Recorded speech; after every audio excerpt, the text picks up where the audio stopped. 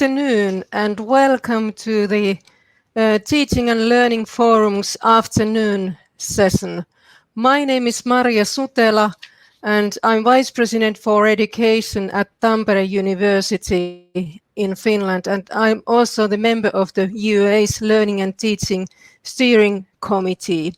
It's my pleasure to chair this session today, which topic is designing fit-for-purpose curricula and assessment methods. And at the moment, we have 33 participants in our session, so I think that we can start now. Could I have the next slide, please?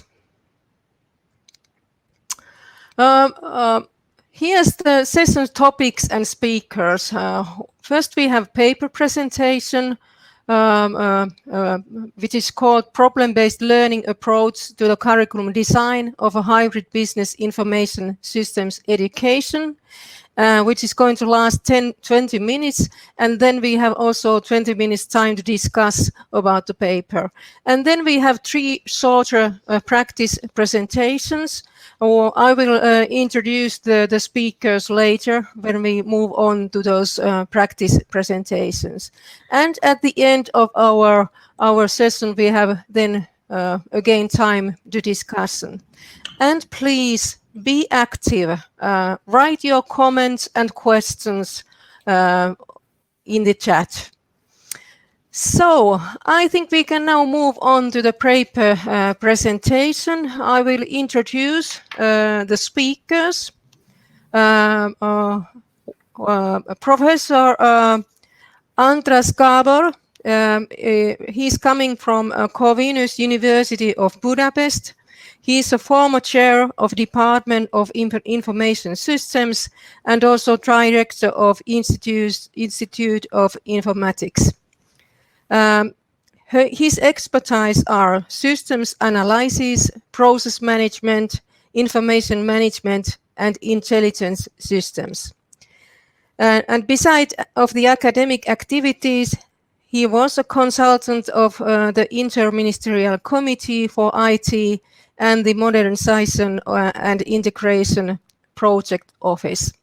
And the second speaker of the presentation is Associate Professor Csaba Csáky, who is currently working at the Department of Information Systems at Corvinus University of Budapest. He has 15 years of industrial experience, including software R&D, research project management, and consulting. His research interests are related and publications cover decision support systems, open data ecosystems, and applications of artificial intelligence. So I now turn the floor over to Associate Professor Csaba Csáky and Professor András Gábor. So the floor is yours for the next 20 minutes. So thank you very much, Marja, for the introduction. My name is Csaba, and myself and András, we are from Hungary, Budapest, and we're working on an international project which we like to present for you today. And I know this, now we have 55 participants, so that's quite a nice crowd. We wouldn't fit into a small room now on. Mind you, it seems that we can have as many people as possible into an online conference. So, how can I roll this? If I change, does it? So, okay. So the presentation, which I'm really pleased to give you today, seems to be the main presentation of this session with 3 more discussions to follow. Our discussion or our presentation is about a project we have been doing for almost a year with international participants over redesigning the business information system bachelor program. And why would this be interest? Can you see the second slide? Did it change or it did? Okay, excellent. Because we just, even though we tested it, we're just using it first time, this tool. So why is this presentation fitting into this conference and into this session? So the session title is Designing Fit for Purpose Curricula and assessment methods. And that's exactly what we have been doing. We do a systematic re-engineering of the business information system, or in some countries, business informatics curriculum at the bachelor level, such that we try to accommodate the changing context of these programs and the changing labor market in our industry. The project actually is supported by an Erasmus Plus European funding, and it's called BIPER, B-I-P-E-R. And of course, one of the key ingredients of our approach is to try to find a mix of online and on-site education. That's why we call it a hybrid approach. So what are the key challenges which brought us into starting this project, which was actually initiated by my colleague András a couple of years ago, and eventually we got funding to look into this. What's happening in the information system and in general in the IT related industry is basically the extremely fast change. If you think about 30 years ago, there was literally no internet. 20 years ago, nobody knew about smartphones. Facebook is what, like 12, 13 years old or something like that. And now we talk about IT, artificial intelligence is all over the place. And most of the changes in other industries is fueled by the latest technologies. Everybody wants to use drones and IoT and all that kind of stuff. The buzzwords are just flying all over the place. Now, what we do, we don't actually teach hardcore IT people information system, try to amalgamate education of people or graduates who are who understand business, who understand IT, and who are able to look at these at a system level. One of the challenge we have been facing over the years, over the last couple of years, is not just this fast-changing IT context, but also that the labor market who takes our graduates, the jobs our graduates find have very diverse requirements, and they are characterized by two far ends.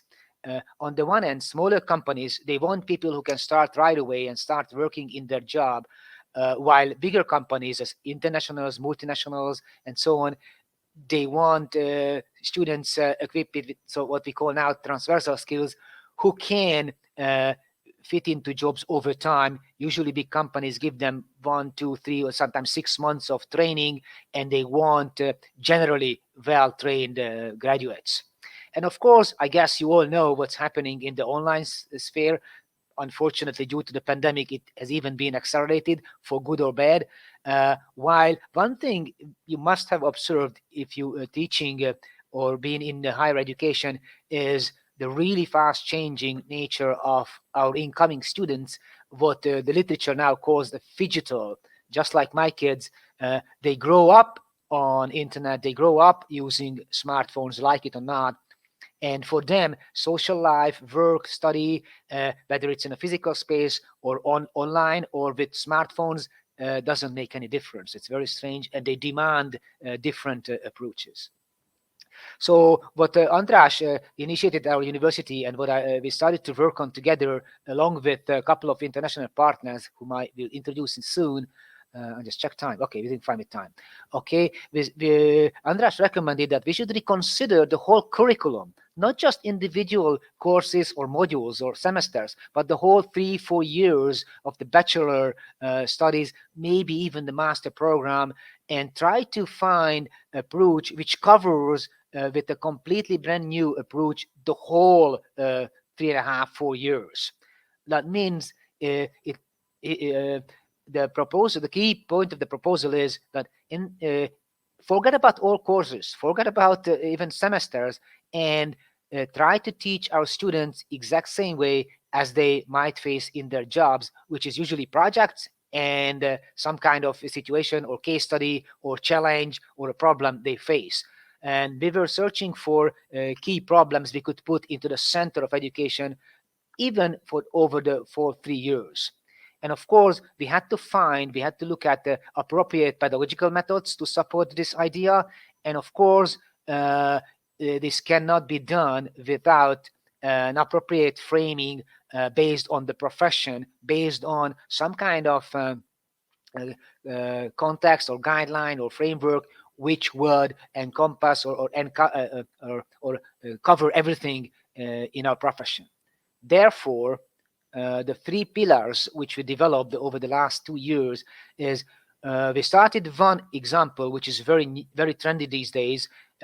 We put smart city into the center as in the center of the case or problem-based education, and we're working on and actually getting very close to having a whole curricula, God forbid the whole, sorry, for 3 years, 4 years, based on a large scale, which allows our information system, business information system students to experience all those aspects of their potential jobs, skills, knowledge, etc., which are required for them to fit any job they might encounter over the next 5, 10, 15 years of their career, given that the IT will change again very fast or keep changing.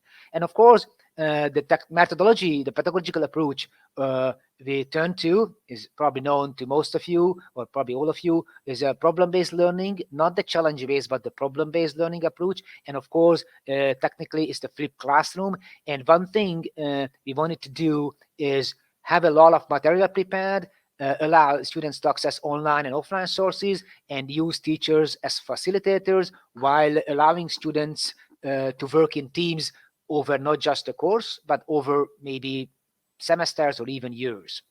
And the professional framework we wanted to use is what we call, might not be familiar to most of you, is what we call the Open Group Architecture Framework, or TOGAF. And this covers every aspect of information systems. In the last line of slide 5, you can see it covers business aspects, data aspect, application, and technology aspects or layers of a typical IT or digitalized organization. I don't want to go into the details, but these are key points. It covers all aspects of a modern digital organization, including how new technology is being introduced and absorbed by a normal organization, by a normal firm or company. Now, when we wanted to put the above said approach and case study into implementation, like trying to develop a real curricula based on a case and the TOGAF, excuse me. Basically, we still had to face the current structure of a university, which is typically organized around semesters, but we try to put together the curricula such that instead of having teachers, so say, teach 8 hours workload per week, we wanted to say that instead of teaching hours, teachers as facilitators would look after 3, 4, 5 teams, maybe over 6 months, 8 months, or even for years as it comes. And that means also that instead of one teacher, one lecture pairing, which is typical still at the university structures, we could imagine maybe 3, 4 teachers facilitating several groups at the same time. Like we have plans for large rooms, which I've seen at other universities, like say 60 students in 10, 15 groups of 3, 4, 5, working with several teachers, looking at different aspects, one from economics, one from IT, one from math, and helping students as they go along developing their case. And of course, it's even possible that the students from different years, a different level of their studies, will be on the same team with different experience as they progress along their studies. Now, of course, one of the biggest issues is how would this fit into the current structure and administration as normal universities are organized? Can that be changed? Of course, that's beyond our scope, but that's something we are very much aware of. Another issue we had to face is how do you monitor progress when students face problem-based learning, when they start from a problem more or less defined, or they have to define it for themselves, and they progress along in teams which might change. They have access to all kinds of information and the lecturers to facilitate. How can we monitor where they are? So that's something we had to look at, and we're looking for one of the solutions we investigated, and we have tried. I show you some case studies in a minute. We tried setting deadlines, try to offer different entry points to students to the problem, and each student or each group, for that matter, can have their individual learning path, which is again something very trendy in higher education pedagogy. And of course, one big issue is, okay, what about assessment and grading? I mean, you have to work groups, yet you have to look at individuals, at their roles in their groups. That's why we were looking at different setting of the teachers as facilitators. Oh, students obviously require regular feedback, not just at their deadlines, but during their progress as well. And it's not based on simple tests or marks and grades, but more. And one thing we looked at and we have tried over the last 2 semesters when we're doing the project is self-assessment and self-reflection, and some kind of support to students to do self-monitoring about their progress and knowledge based on their entry points to the whole program. And one thing which we did try, and actually it worked really well, is peer assessment, which was very interesting. Now, so let's look at actual implementations. I think, how much time do I have, sir? Probably 5 minutes? 5-10 minutes? I don't know. Let me know, Marja, when I'm getting close. So we have 5 partners in our project, one from Slovenia, one from Scotland, one from Hungary, us, and not a university, but a technical bibliothèque from Germany, and an industrial partner from Italy, which is a French-based company, actually. And let's look at the experiences of these 4, 3 sites plus the technology and industrial partner. So let's look at the Hungarian case. We did 2 big cases with the Budapest City Council, one actually doing smart city and one specifically focusing on smart parking as a segment. Obviously, smart parking is a smaller problem, but we couldn't try the whole 4-semester version. We were focusing on 1-semester version, but kind of dissolving other boundaries. And one of the strange experiences that we got, the students find it very difficult to start.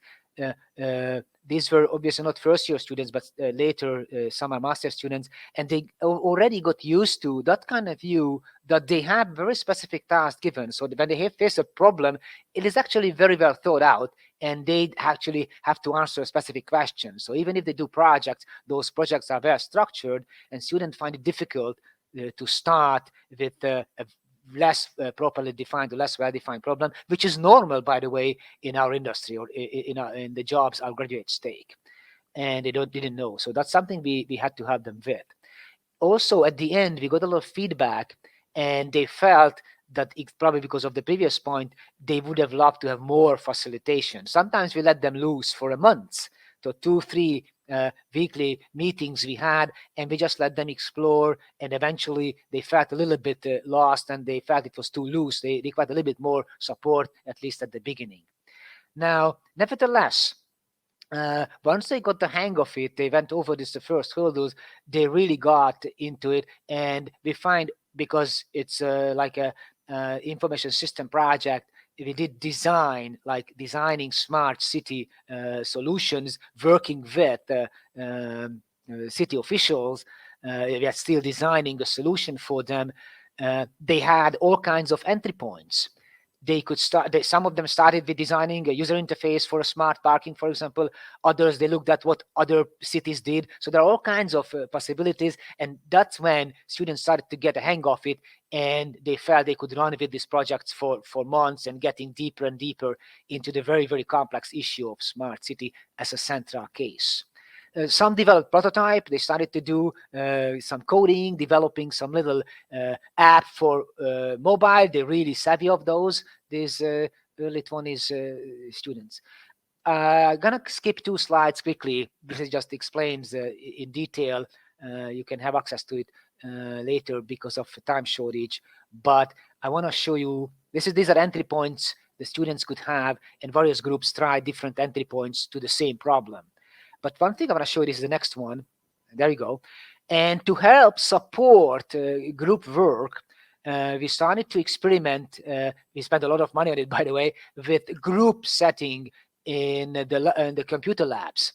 Instead of having individual workstations, in the picture you see there is a small, not like 60, but 25, 30 student size lab, where there are 5 workstations, each for 5-6 people, and on the left there is the lecturer's room. No no projector, only a smart board, and the lecturer can direct what is visible on the screen of each group, or each group can do their own work, share one screen. So each group has one big screen and a machine their own instead of individuals. So that's something where we are now, and we're experimenting with not just the case and the method, but as you can see, the lecture setting as well, the room setting as well. Next one is the Slovenia case, where our partner at University of Maribor, they work with the Kranj City Council. They have been doing this also together with us probably for a year and a half. They have been running projects for 2 semesters, bachelor students, and their experience, as you could see, that's the kind of the complex architecture where they are now with respect to the development, and that's real. So the city council actually works with the students, of course with consultants as well, because it's a real project, but they really enjoy with working the students, and students really enjoy working in real case and studying or doing this case as a study. They use design thinking, they use the so-called persona building technique, some of you might be familiar with, and of course business canvas, because it's a real life case, and students could experience and gave us very, very interesting feedback how much they enjoy working in a real integrated environment with real people as their studies. Next one. Another case from Scotland. Their smart city case is also kind of a smaller focus project. They're developing an online and virtual reality exhibition for a virtual museum. I forgot to put the name. It's a Kenrog Museum in Glasgow, and they do work with the museum curators also on art digitalization, VR technology experimentation, and as you could see on the image, that's a real classroom, a VR classroom. That's one of their shots they shared with us at the University of West Scotland, and they used the VR as a teaching platform as well as their tool to develop a smart museum. And this gives us, their students, an immersive experience, a very interesting teaching context. Mind you, those headsets are that doesn't come cheap. And for the last semester, they tried to do a VR experiment together with the Slovenian partner as well, inviting Slovenian students to participate through VR.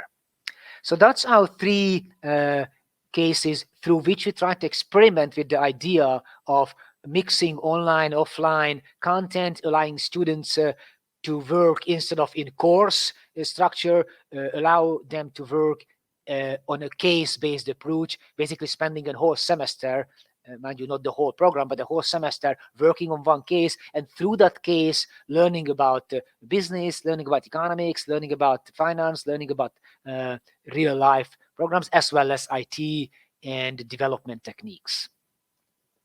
Now, where does the content come from? The online content I keep mentioning. Our 4th partner, the Hanover Information Bibliothek from Germany, they develop and use for our project a tool called eDoer. You can find it, I think it's edoer.org, and it's an online skills and content management exercise. Actually, he's a former student, the guy who runs the project, former students of Andras, so we have a very good connection with them as well for a long time.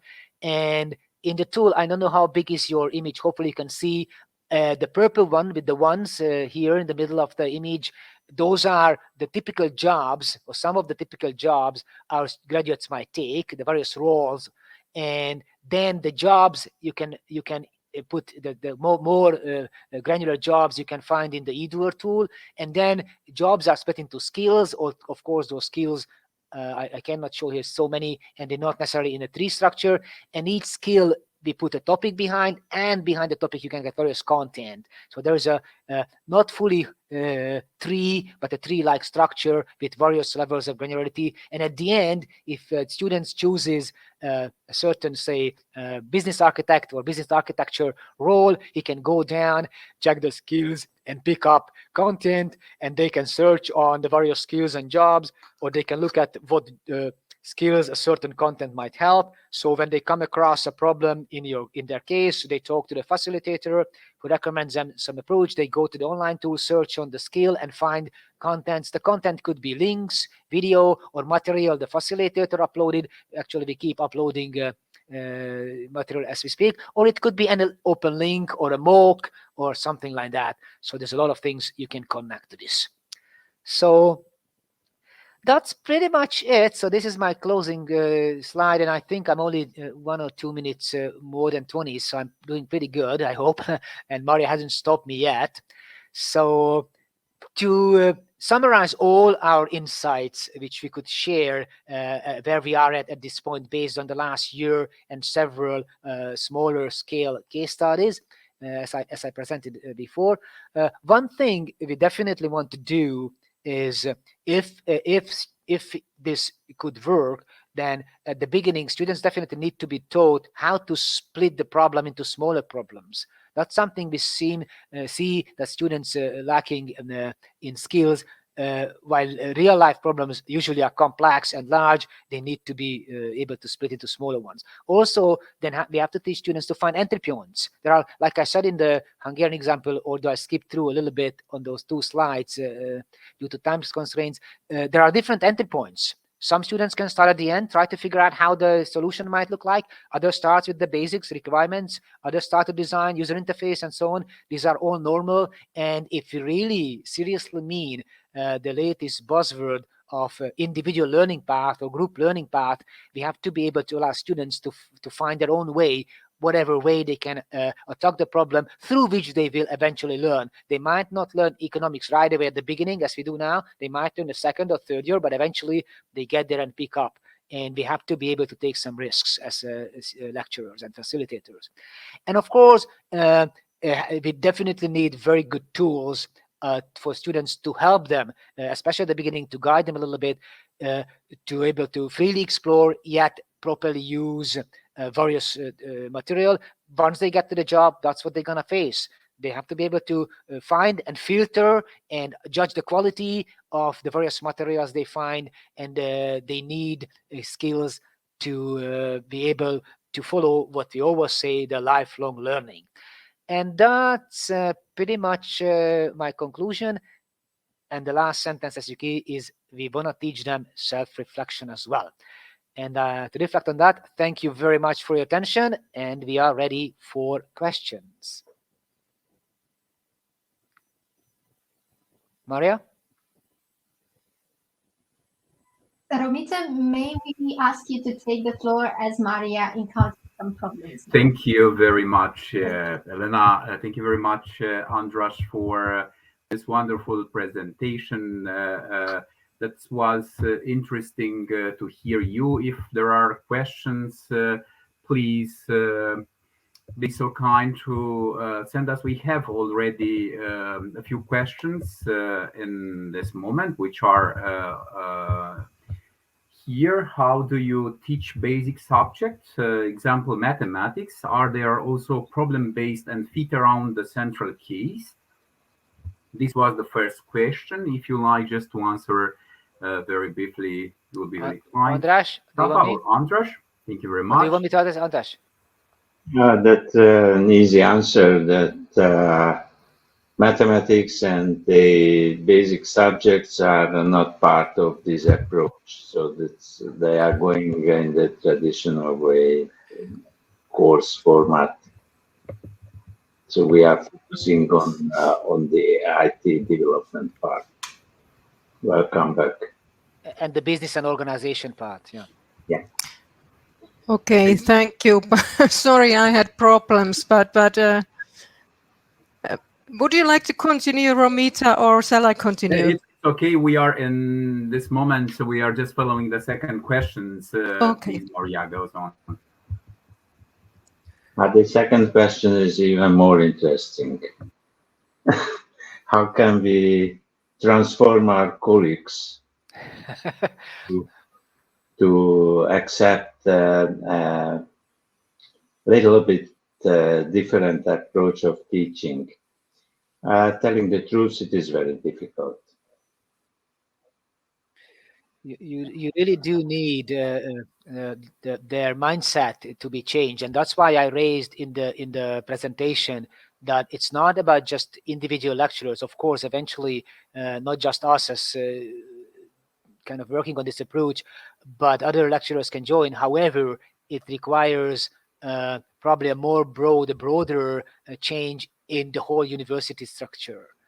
Obviously, right now, the motivation, the compensation, and the whole curriculum structure gives lecturers and higher education professionals a certain way of designing their career. So it's not simply depending on individuals who might like this or might be interested in, but the university has to be supportive as well.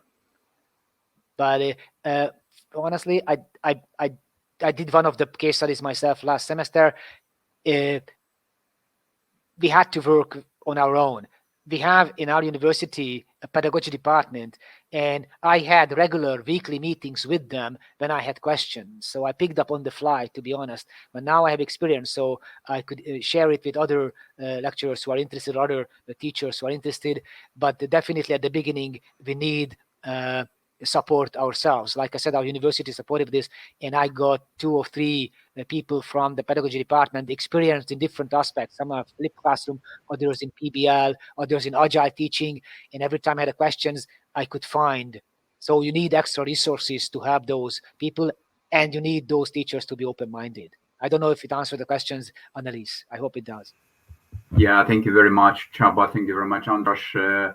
We have one question more on the chat. Would you be so able to give some more information about the teamwork focused computer lab? How would the lessons look like in this room? What is the best use for this kind of activities and examples? Excellent. Like I said, this lecture, but the lab structure very much fits our group-based approach. Basically, we use, I mean, you cannot, it's difficult to hold a normal class in that room. So we try to use these rooms now, not just for our experiment, but also for various design courses, which teach students programming skills or general design, like design thinking. And those courses, we can use it for when there is project, a group project. Like I said, in that room, particularly, we have 5 desks or 5 workstations, but you could have any size. The bottom line is the way it goes, basically use the flipped classroom with group focus. Usually students get their, after the first discussion at the beginning of the year or the beginning of the semester, students get their projects, they go away, look at it, and when they come back, they work in teams. They read at home and they work in teams at the workstations, and the facilitator goes around helping each group. So I don't know if that helps, but it's very simple. Basically, each group in group their work. So the extra value of this, that the facilitator can actually see, the teacher can actually see the group dynamics. He can see who is not contributing. How is there any problem in the groups? He can go, he or she can go from one desk to another whenever sees a problem or a question. One of the things we keep running into, and if any of you does group projects in your any kind of teaching context, one of the problems you run into that students eventually complain that somebody is not contributing. If you have more than 3 people, there's always one person who gets into fight with others. So there's a lot of psychology and group dynamics involved, and this helps to a little bit ease that. Thank you very much, Associate Professor Csaba Csaki and Professor Andras Gábor from Corvinus University of Budapest. Thank Marja, you can I have just 1 minute for the last question? Okay. Just 1 minute. Vanessa had a question. I think that's the last one. Could you give some insight into self-assessment and peer assessment? Basically, in my particular class, I can talk about my experience. I gave at the beginning of the class, I asked each students to rate themselves on like 25 different topics related to the particular case study we're experimenting. And then we regularly get back to this, like after every deadline, roughly every 4 weeks or so, we get back and ask students to evaluate themselves. So that was one of the kind of the self-reflection. And self-assessment, we had 3 deadlines over the term, every month, roughly about 3 months term, 15 weeks. And after each submission, I asked at the first submission, I asked students to self-evaluate their own work, how they see themselves, what they learned, and how they contributed to the team. At the second deadline, I asked each team to look at other teams' work, what they think about it, and they gave detailed feedback along a few criteria I gave them. And at the very end, we got together and we evaluated the final results in a big group hug, if you wish. So so we tried all kinds of versions: self-reflection, self-assessment, peer assessment, and big group assessment as well. I hope that answers your question, Vanessa. Thank you, Marja, for the time. I appreciate it. Okay. Thank you very much.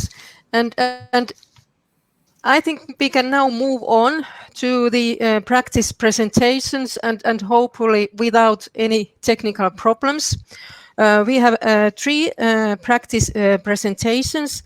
And the first presentation is a reflection on introducing online peer assessment into the midwifery curriculum.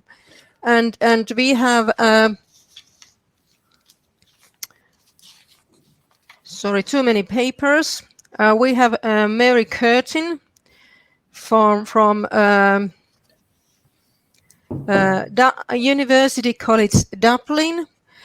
She works as an assistant professor, lecturer in midwifery at the University Dublin College School of Nursing, Midwifery and Health Systems, and a registered midwife and tutor. So, please, go on. Hi there, can you hear me? And the other presenters, could you please shut down your cameras?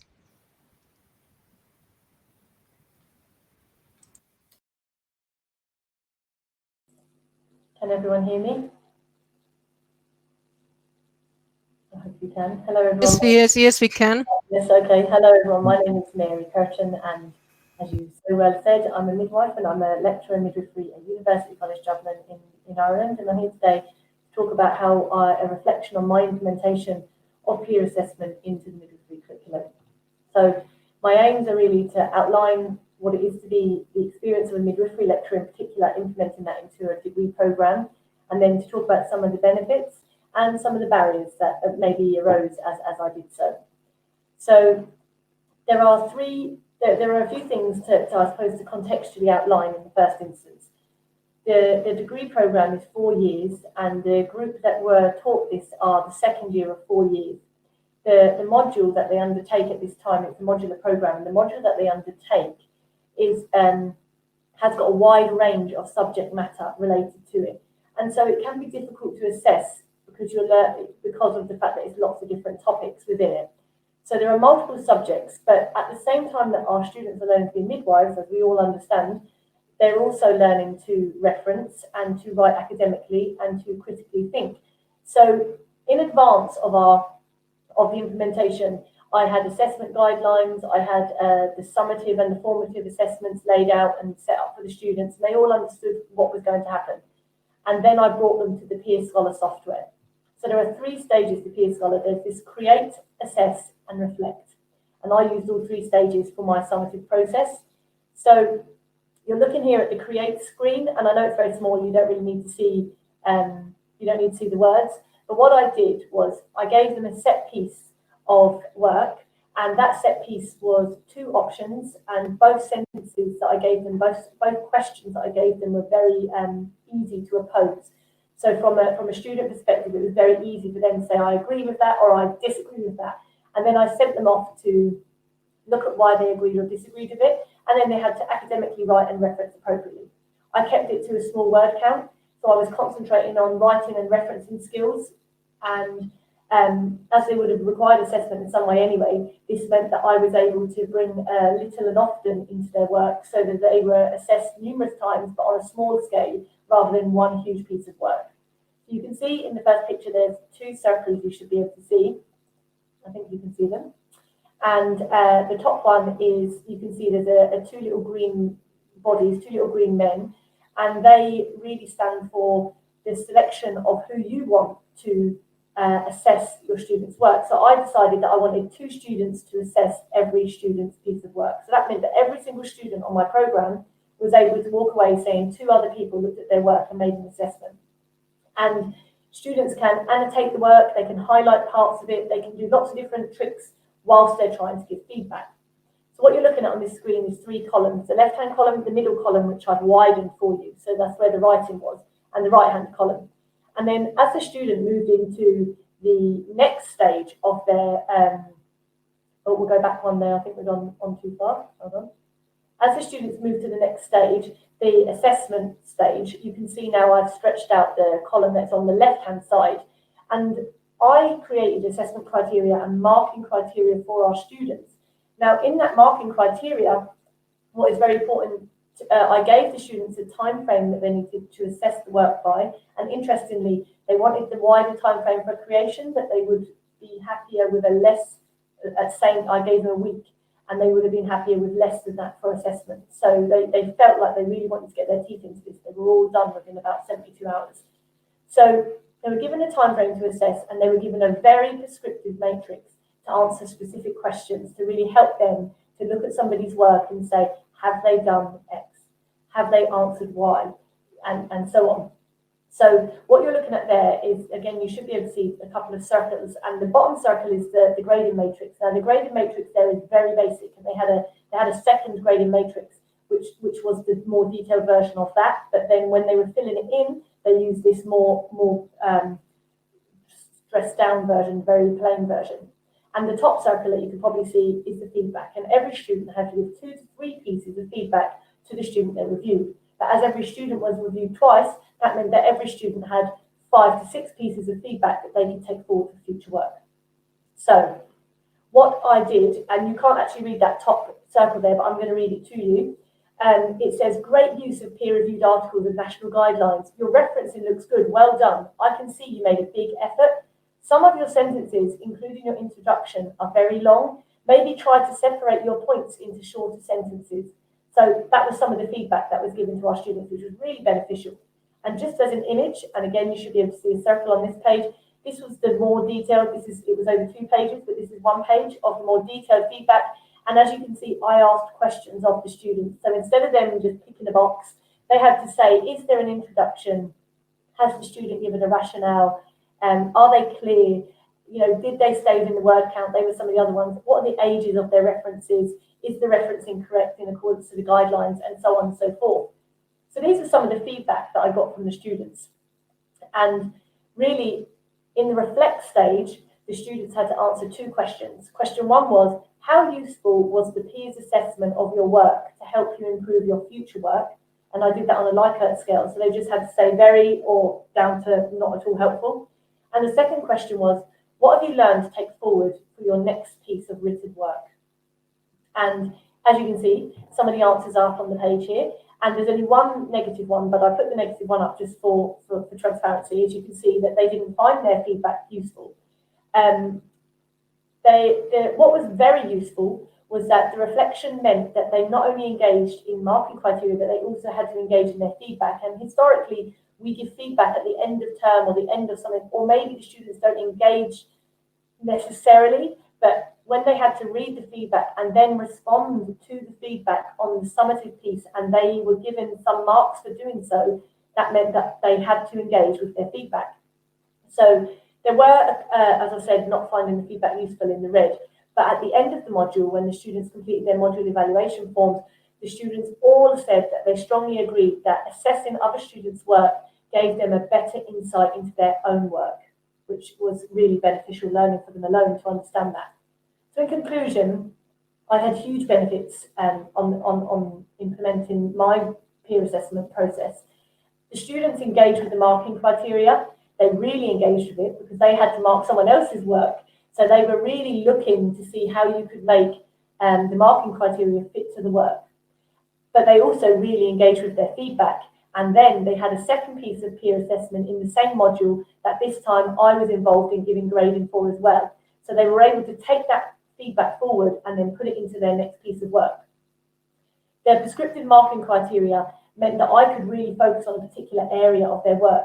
So I really pushed referencing and academic writing this year. I really wanted to try and lift them in that standard.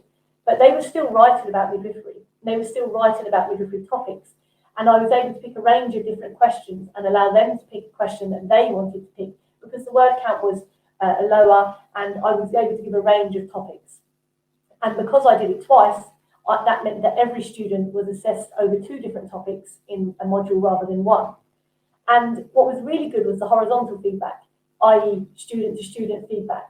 However, horizontal feedback got a little bit of a down barrier as well, because some students really wanted to feel like they had me and I was telling them what they should do. And so maybe they felt that it wasn't appropriate that another student would be talking about their work. It was obviously all anonymous, so there wasn't, it was anonymized. It's another software. I know we have a lot of softwares, but our students are digitally able in the main. And students really did need to have some guidance in advance of receiving feedback. So students had to understand that there's a process between you may not like to read it, and you will have to read it and maybe accept it and maybe reflect on it yourself for a couple of days and then read back over your work. And actually that was a real learning for me, that I have to build that into the module so they learn how to develop their ability to take and accept feedback, which going forward I think would be a really good ability to be able to have as a person going forward in your professional career. And that's me. I think I've probably just gone time. Thank you very much for the interesting presentation, Assistant Professor Mary Curtin. That raised some questions for me, but maybe I take them later when we hear the rest of the presentations. And the next practice presentation will be multimedia integrated assessment using digital media in assessment for learning. And the speaker is Dr. Sima Kaspari Sadeci. Hopefully the name was pronounced correctly. And she's currently doing her habilitation, associate postdoc research on technology enhanced assessment. And she's also responsible for faculty professional development at Passau University, Germany. So the floor is yours. Thank you very much. Do you hear me well? Yes, we do. So today I would like to share with you an action research project that we have conducted last year. And it was for a pre-service teacher education program. So the goal was, in fact, to familiarize the future teacher with the digital tools that they need later in their job. And we did it via assessment, not via teaching or learning. So what goals have we followed? We wanted to promote some kind of 21st century skills. The first and the foremost important was the digital competence. That is, the future teachers are able to use the digital tool to create digital content for online teaching. For instance, let's say producing a learning video or creating a screencast for giving peer feedback or giving feedback to their students.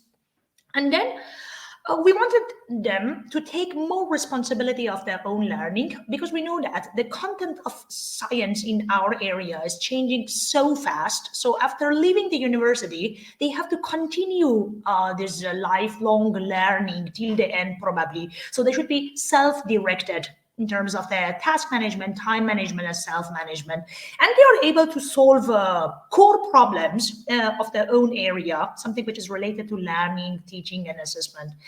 And above all, we want to develop a kind of teamwork skill that they are able to effectively and efficiently communicate, collaborate to achieve common goals. And at the same time, they have a presentation skill. They are able to communicate with different target audience. So how did we decide to do that? We decided to use assessment for learning, because we know that, in fact, assessment is a very powerful leverage which has the ability to both shape what a student learn and how a student learn. And at the same time, we wanted to create a kind of culture of sustainable assessment in our department, in which the student or the future teacher are actively involved in the design of the assessment. That is, they will have a kind of assessment literacy. Eventually, they go to their school, and we expect them not just to be a good teacher, we expect them to be able to collect evidence on the learning of their students, so a kind of evidence-based teaching. And we wanted them to be actively and reflectively and critically involved in all stages of assessment and design, implementation and reflection, and a kind of embedded assessment. That is, we wanted to embed learning and assessment in such a way that there is no learning without assessment, and there is no assessment in which learning will not take place. So, what kind of a strategy did we use? Portfolio assessment. At the beginning of the course, we have designed a kind of portfolio, and the students were assigned with 3 tasks. The first is that they were divided into some small group, about 4 people, and they were supposed to conduct independent research on a controversial pedagogical topic. Let's say gender segregation, or which one is better, schools with evaluation and test or without. And there were 2 ways that they were supposed to show their mastery over such a kind of learning or kind of a research process. The first was that they have to create on a platform called Peerwise 5 questions, relevant, meaningful, and higher order question about their own content, and also the answer of the question produced by their peers. So that is, we used the question that they produce as a proxy of the quality of their learning, in fact. And it was a kind of digital platform. As I said, it was Peerwise, designed by a university in New Zealand.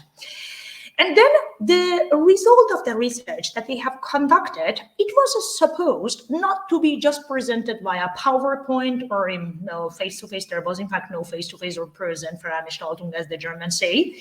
They were instructed to produce a digital storytelling.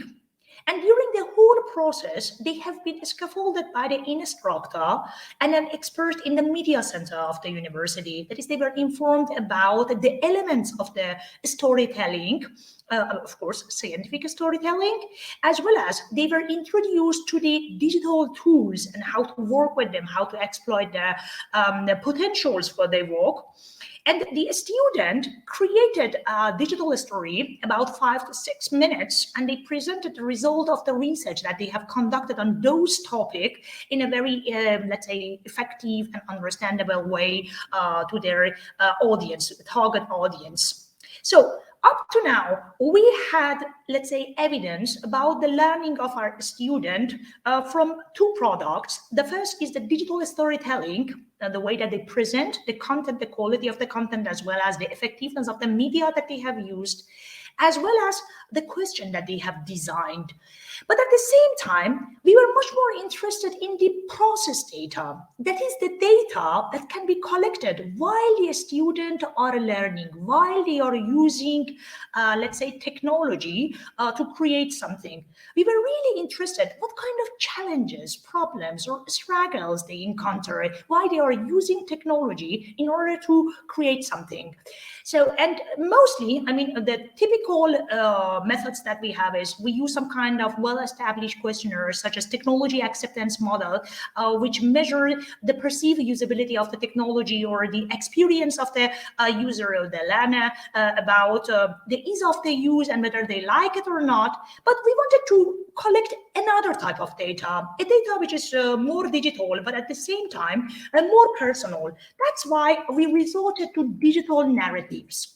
That is, the student were instructed while they are producing these digital storytelling videos, and they are using this media and tools, they keep a kind of small index card, and whatever problems they encounter, they take a very short note, and later on, they look at the whole notes of this index card and create a digital narrative. That is, they make a recording, a 3 minutes recording of their learning journey, what kind of problems they had when they were working with these tools. And then we have analyzed the result of the study. In Max QDA, we used grounded theory method, and much to our surprise, these people, these students, future teacher, pre-service teacher, in fact, the problems and the struggles that they reported were not so much technical or technological or digital. It was much more human factor. That is, for instance, communication or collaboration within the team, or the same thing that we also see it in the face-to-face classroom. That is a matter of, let's say, scientific literacy. They had a lot of problem in assessing or judging the relevance of the articles that they find for the first stages of their research, and judging whether it is relevant, or at the end, after they collected all these articles, how to create a summary of the research, or how to communicate it effectively with an imaginary target audience.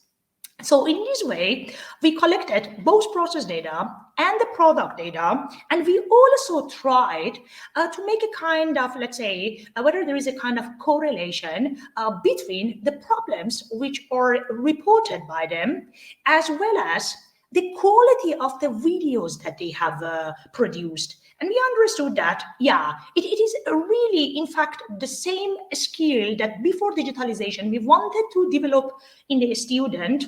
If those students have those skills and the competencies, it seems that the digital tool do not pose so many struggle and problem, which is in fact a very important message for a country like Germany, which is overemphasizing the use of the digital tool in teacher education at the cost of, let's say, real competencies and pedagogical skills that the future teachers need. I guess my time is over.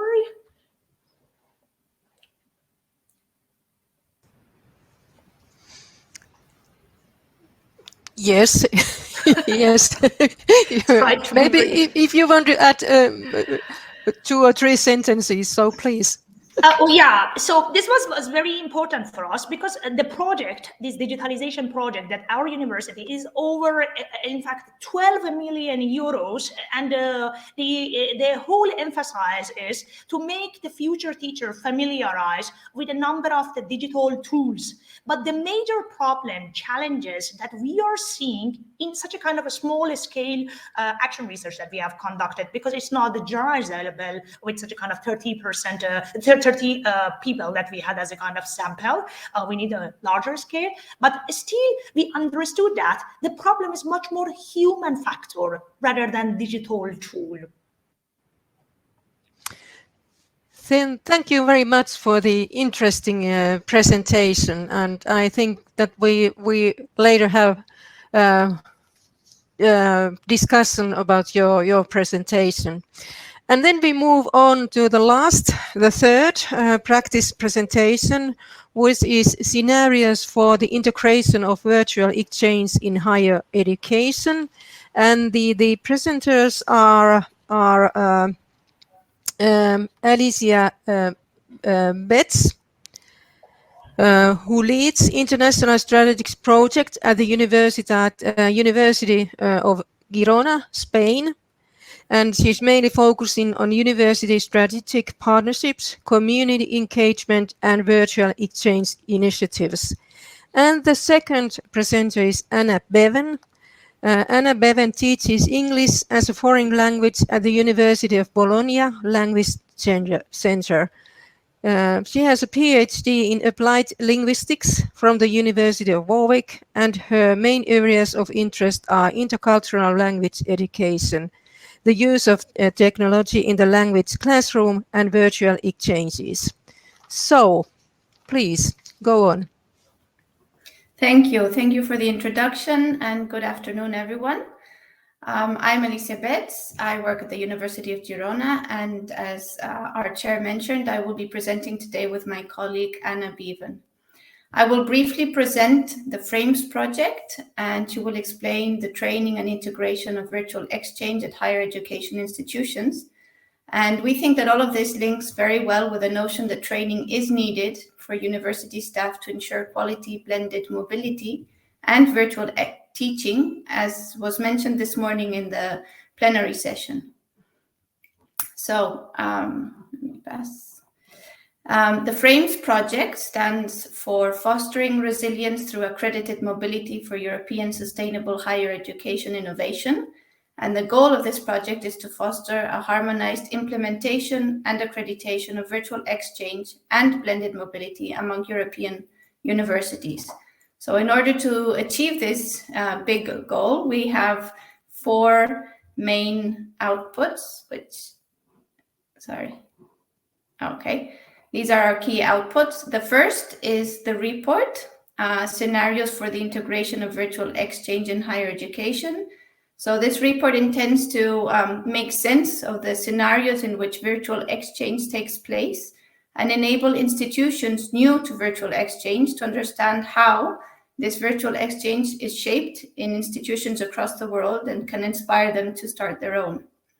The second is an open online training for university staff interested in introducing virtual exchange into their institution or their academic programs, bachelor or master, or even at faculty level. The training actually is now open for registration, and Anna will speak a little bit more about this and will add the information in the chat in a minute. The third key output is a toolkit for blended mobility accreditation, and this tool is not ready yet. It will be ready in the summer. It will be useful for universities interested in integrating and accrediting virtual exchange approaches in their mobility strategy, and will include a set of resources and tools for institutions. And the fourth and final output is a strategic framework for blended mobility integration. This framework for blended mobility is aimed to support university leaders and managers on how to include virtual exchange, as well as other types of mobility supported by digital technologies, and more in a long-term perspective within the mobility and internationalization strategies of each university. Again, this last output won't be ready until, well, it's expected to be ready by the end of February in 1 year from now. And Anna, I pass the floor to you. Okay, thank you, Alicia. The training that Alicia mentioned, so the project itself, the participant universities are Limerick, Girona in Spain, and Siena in Italy.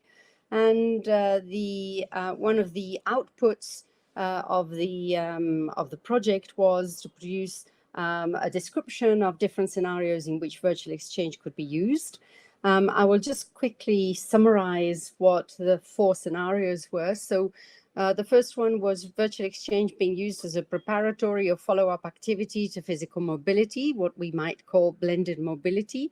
The second one is virtual exchange as an intertwined component of physical mobility, again, as part of blended mobility, but rather than being preparatory or follow-up, it's intertwined. The third was virtual exchange as a standalone learning activity. And the fourth was virtual exchange as a component of a traditional or online course. The training that we just mentioned lasted 4 weeks. And it aimed at developing an action plan to integrate virtual exchange within each of the 3 institutions involved. The next training, which will be in May, will be open to any institution wanting to take place, but this one was a piloting and was reserved for the 3 institutions involved. I have summarized in the next slide the main elements common to the action plans, the 3 action plans that were developed throughout the training. So I have put them together into a single summary. The action plan was divided into different sections. The first section focused on challenges and needs that virtual exchange could solve. So some of the needs were, for example, to have internationalization at home, to increase graduate attributes, to extend collaboration networks, not just for students, but also primarily for teachers, etc. And all of these were the challenges that were felt could be addressed by virtual exchange. The next column looked at the different solutions of the 4 different scenarios, how each one of them could address some of those challenges and needs. For example, the first scenario was useful for a blended mobility and, for example, for a joint program. Many universities are developing joint programs together, whereas scenario 2 can help develop the competencies that were mentioned in the needs that the universities expressed. Scenario 3 was useful for transversal skills and giving international experience to students who may not be able to travel, whereas scenario 4 was useful again for non-mobile students and to include an element of internationalization in a larger proportion of courses within a university. The kinds of benefits was the third section, the kinds of benefits that virtual exchange would bring in. Some of the benefits that were mentioned were related to the challenges and needs that were identified earlier, for example, addressing graduate attributes, employability skills, global citizenship, also attracting more international students and providing international experience to students who couldn't travel abroad. And also addressing sustainability and inclusivity goals that some of those universities already had in place.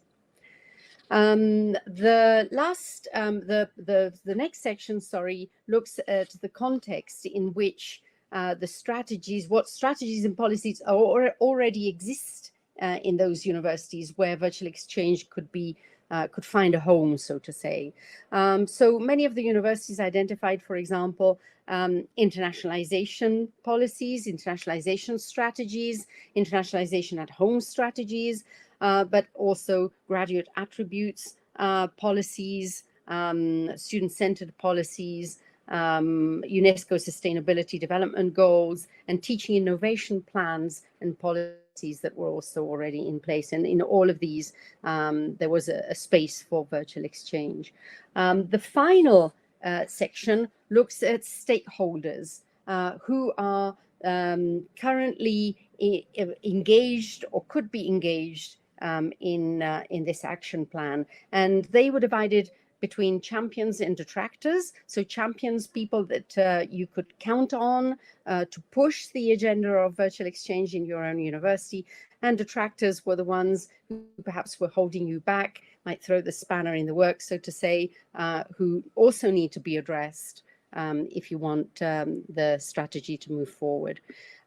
Finally, at the bottom, we had 3 direct action plans, and all of the participants identified, for example, creating a working group with the other participants in the course within their university, speaking to the Vice Chancellor and Vice President for Internationalization, and contacting academics who are already involved in virtual exchange within their institution. So just the last slide very quickly, some of the key factors then to introduce virtual exchange and blended mobility as a strategic approach was, first of all, to have it included within an institutional strategy or an already existing institutional strategy, or having designing a new strategy that would be directed towards the inclusion of virtual exchange and blended mobility in the offerings. The recognition and accreditation of blended mobility activities, recognition and accreditation also in terms of the international experience that virtual exchange can provide students. And then the third one was to offer virtual exchange and blended mobilities as a regular component of the academic offer, not just as an add-on or as something that some teachers might want to do and offer as an extra for their students, but have it as a regular component of the academic offer. That is all from me. So if you have any questions, that'd be great.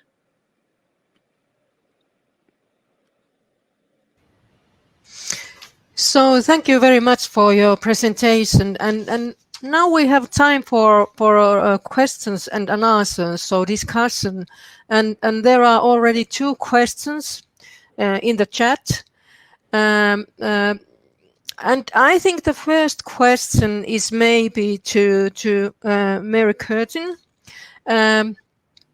Could you name the technical platform you are using?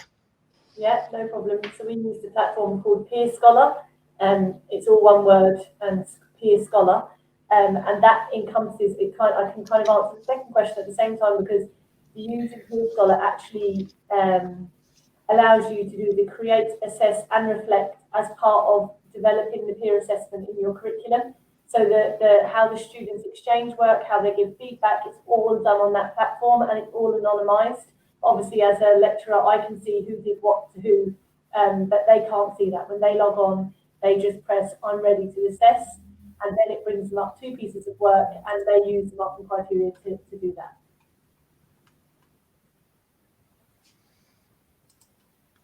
Okay, thank you. When the audience is thinking about the questions and then write them down in the chat, I have a question to you, Mary.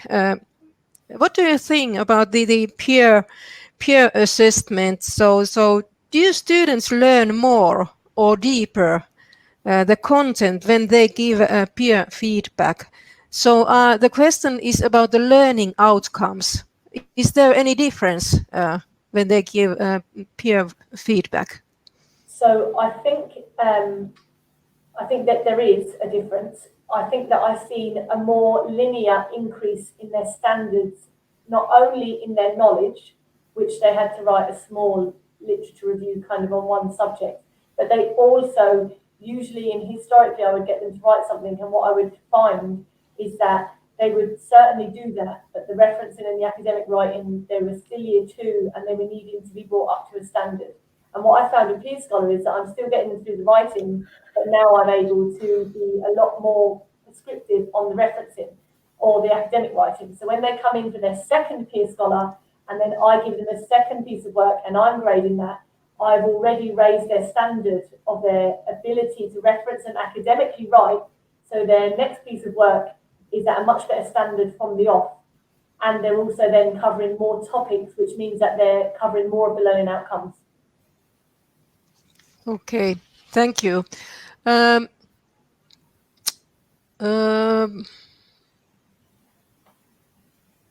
Okay, there was this question about the tools.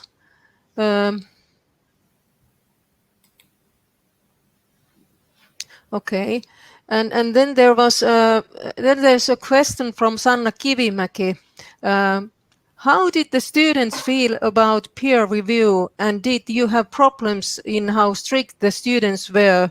Were they were too strict or the opposite, not strict enough? Yes, I suppose we did, and I had to accept that to some extent, because although that was the case probably for a couple of students, what I still got out of those students was I still got them to engage in the marking criteria, and I still got them to engage in their feedback. So I still had to get them to critically reflect on their own feedback and decide how they were going to take that forward. So even if you had that kind of discrepancy, the student was still having to engage in the assessment process, the marking criteria, the feedback, and then they would have to reflect on that. The second part of that is that we are a professional program and we are a regulated program with the Nursery Midwifery Board of Ireland.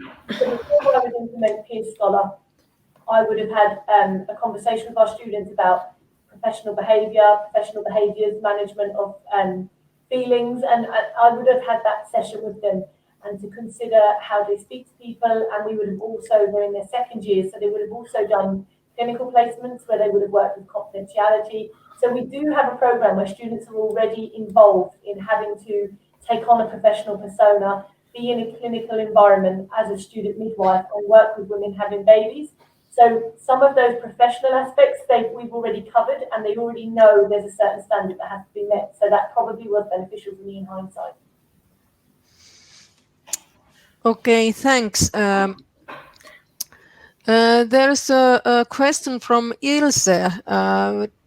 I think, what tools do you use for exchanging works between peers, giving feedback, etc.? They did it all on that software. That all came on the same software. I can see one more question there that I can answer about the peer assessment aspect, about them needing preparation and grading work fairly. And I suppose, yes, you're right, they do. And one of the reasons why then it was low stakes and low word count. So they had repeated goes to write. So they were writing 600 to 800 words. They were picking a subject. They were writing a good, strong page about what they thought about it. They were putting it onto the system.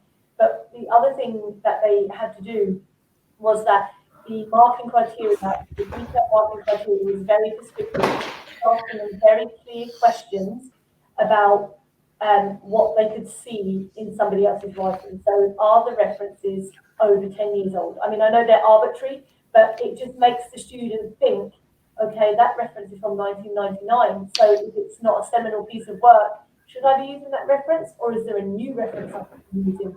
And it was just making them assess that.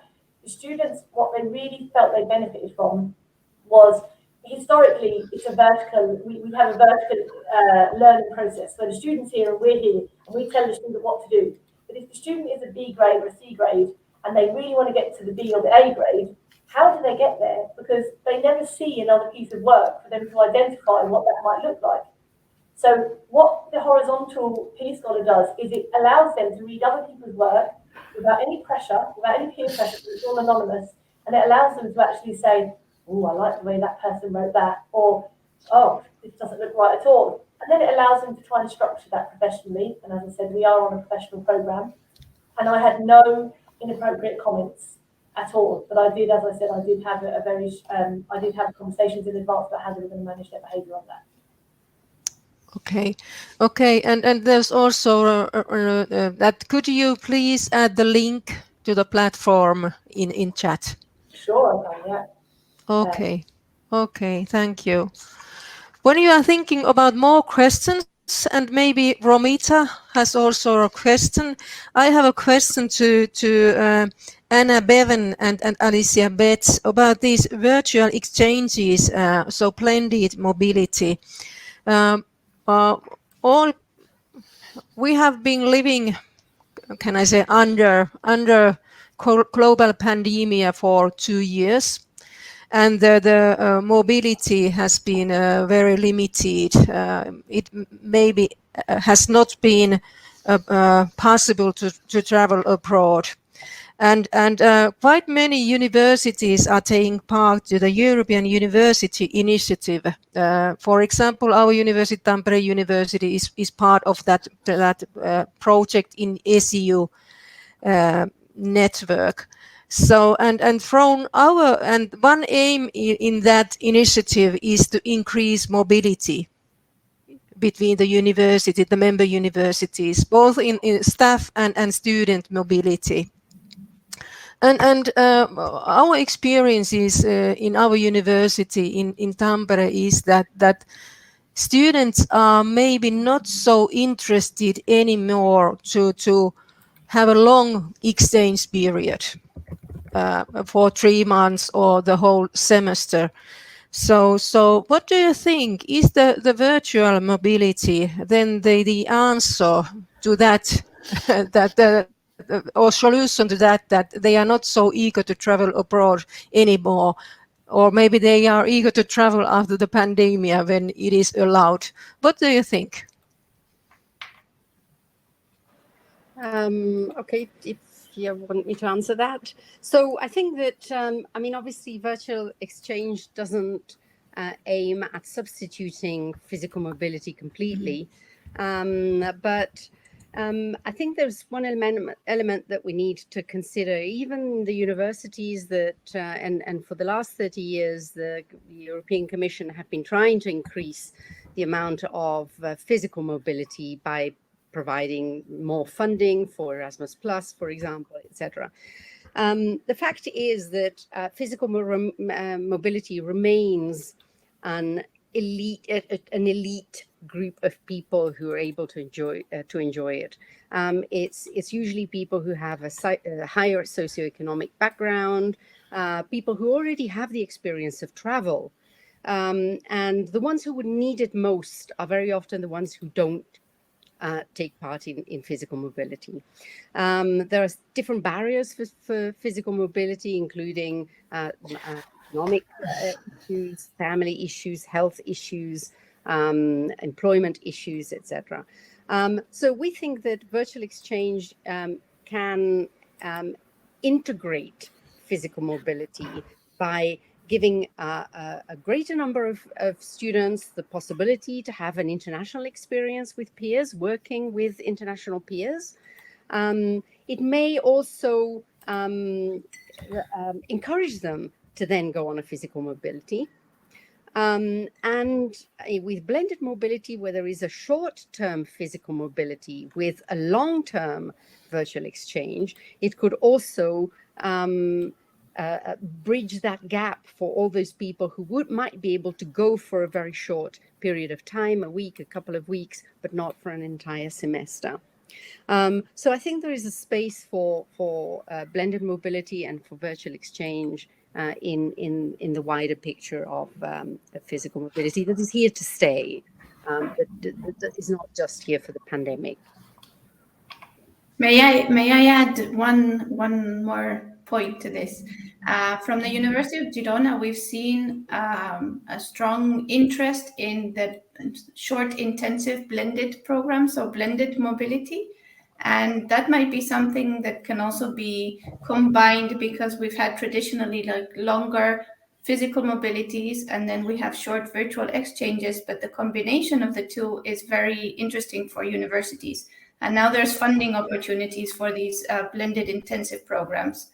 And at least at our university, they've come like as a very interesting opportunity.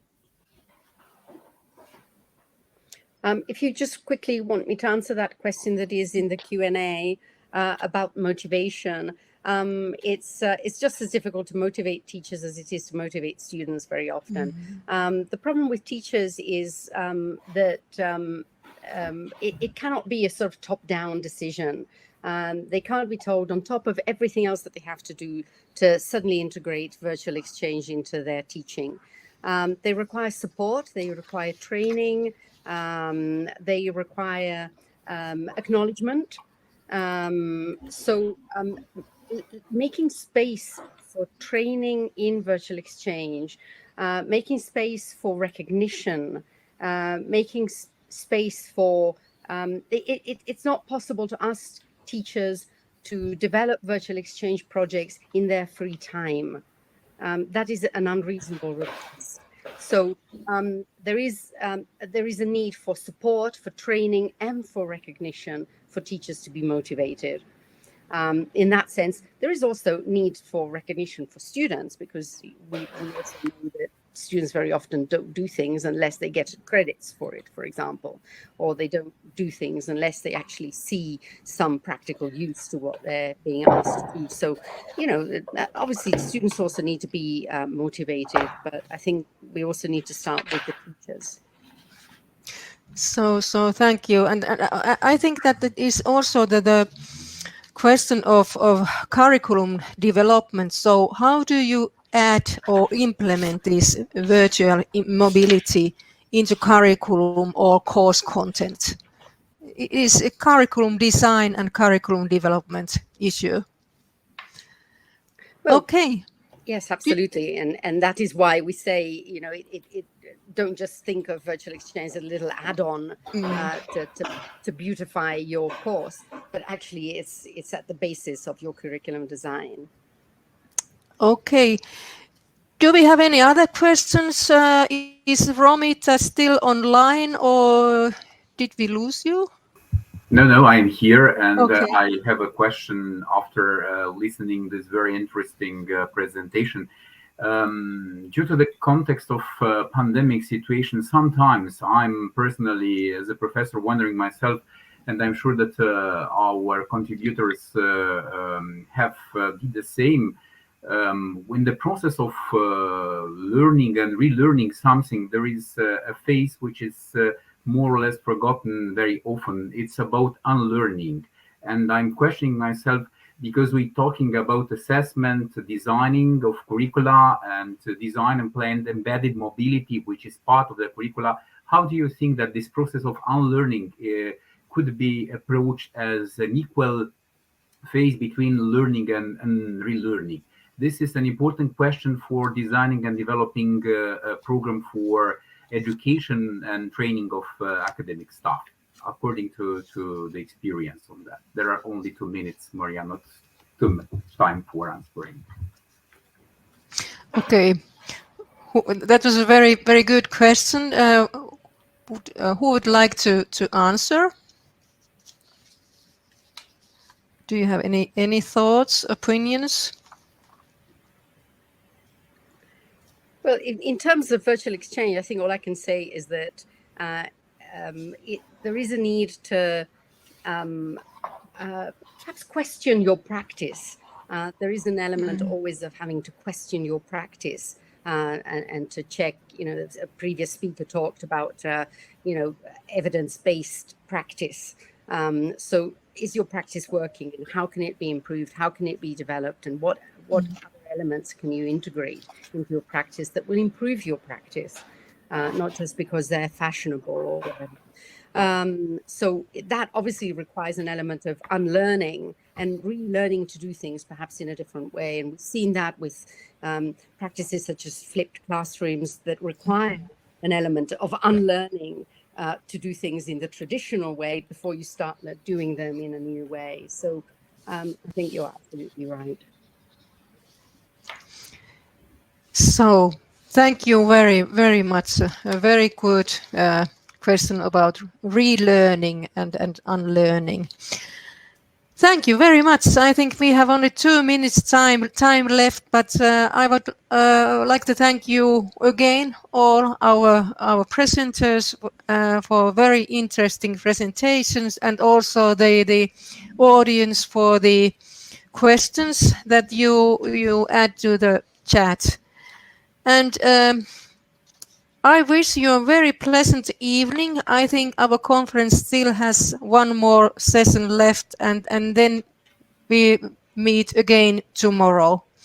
Thank you very much, and have a nice evening. Thank you. Bye-bye.